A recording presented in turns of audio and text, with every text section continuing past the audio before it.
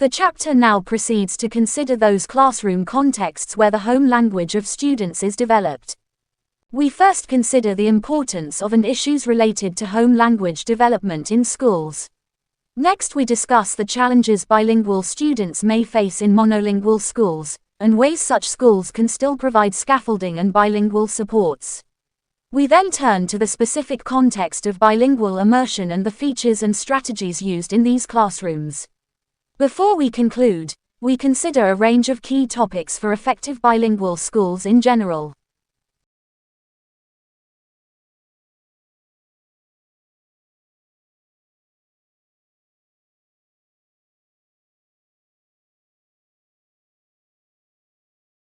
Schools and classrooms are highly complex organizations. They are sites where there are a multitude of actions and reactions, inputs and processes, variable and changing environments, and differing local, regional and national expected learning outcomes, targets and outputs. The formula for success is never simple, partly as success is diversely defined and understood, and partly as perceived effectiveness varies across person, administration, region and time.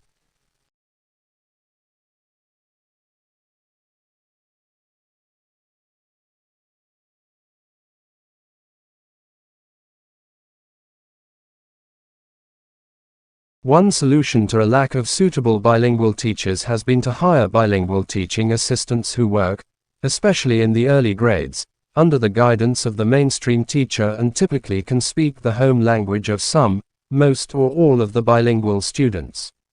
In the United Kingdom, such support workers help the very young, newly arrived and slower learners, often working with small groups.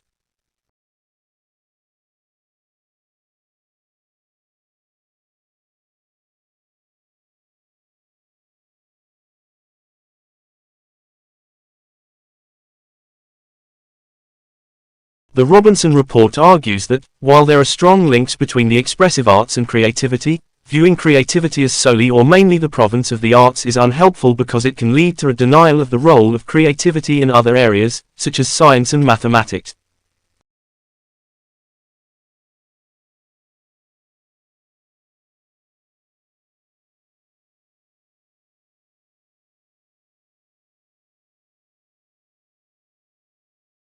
The minimum time the second language needs to be used as a medium to ensure customary achievement levels is 4 to 6 years.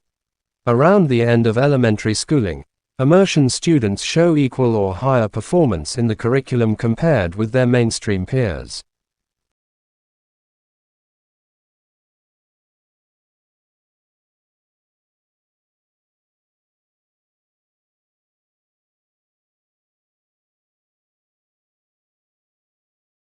Some children may need to learn to stand up for their own ideas, especially when these do not conform to those of the rest of the group. But children also need to learn discretion, so that they can judge when it is appropriate to be divergent and original, and when it is appropriate to conform.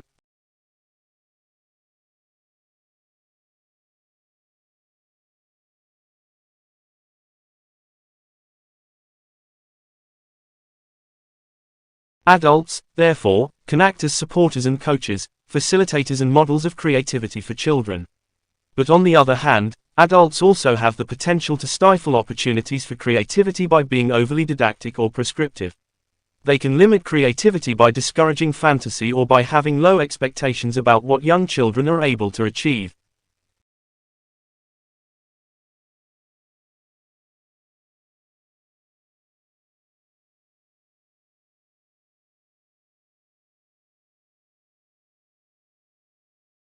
The creative process is fun, it should not be taken too seriously.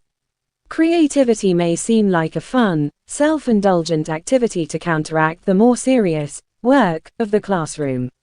But the creative process presents many challenges. It requires concentration, persistence and determination to succeed. It may in fact be a frustrating and difficult process. Creativity deserves to be taken seriously.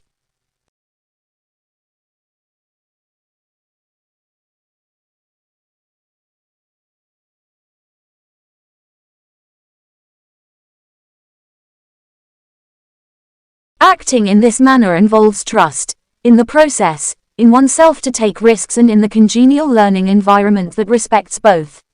Though historically, from my learning experience, learners are often given or receiving information to acquire skills and knowledge which consequently restricts freedom to lead learning autonomously in their own direction with their own imaginative process to make learning more meaningful.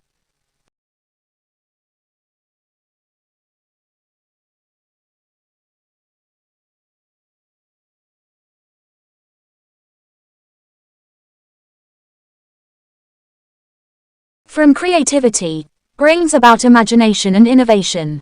Imagination is the ability to transcend the obstacles to thinking.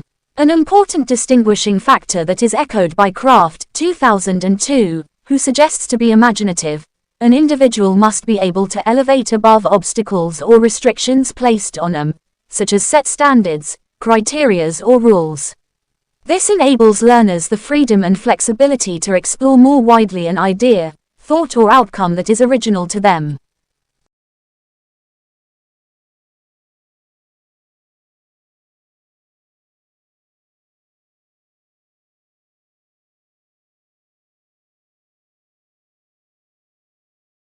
Teaching and learning has the opportunity to explore more deeply into a subject which enables children to be more inquisitive through questioning and personal inquiry from the theme. This is a new journey for the school and we are truly still at the start of it. Nevertheless, there is a sense of freedom to explore creativity within the classroom.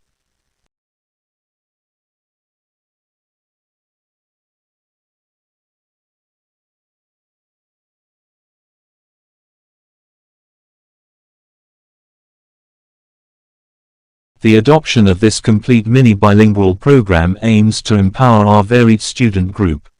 Through the incorporation of critical literacy, cultural comprehension, and language competency, our educational environment fosters a supportive atmosphere in which students can flourish intellectually, linguistically, and culturally.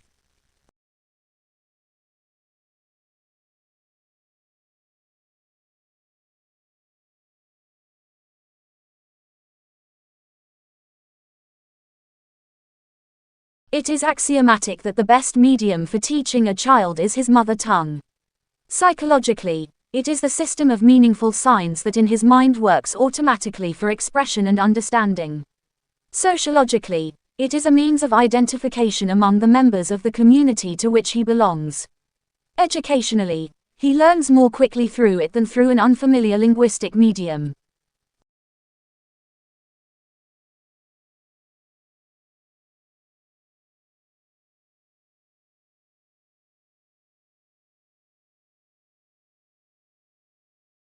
Also, the mixture of factors affecting effectiveness is so complex that simple recipes are impossible. Effectiveness inevitably goes far beyond language medium and language outcomes, to embrace the full education of a student. Ultimately, effectiveness is about what is deemed best for the child and society, and not just for the future of a language. However, there is sufficient international research, grounded wisdom and accumulated expertise to make it possible to suggest key factors.